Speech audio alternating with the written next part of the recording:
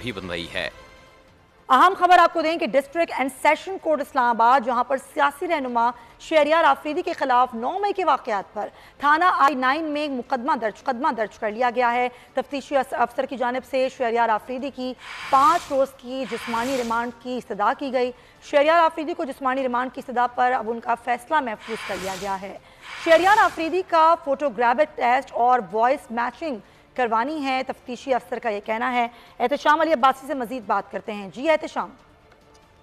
जी, थाना I-9 में दर्ज मुकदमे में शहरियार आफरीदी को आज अदालत में पेश किया गया है।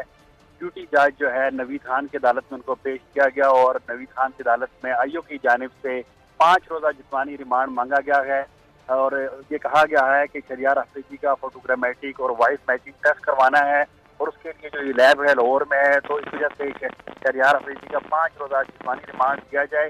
अदालत ने जो है दलाइल सुनने के बाद ये फैसला महफूज कर लिया है।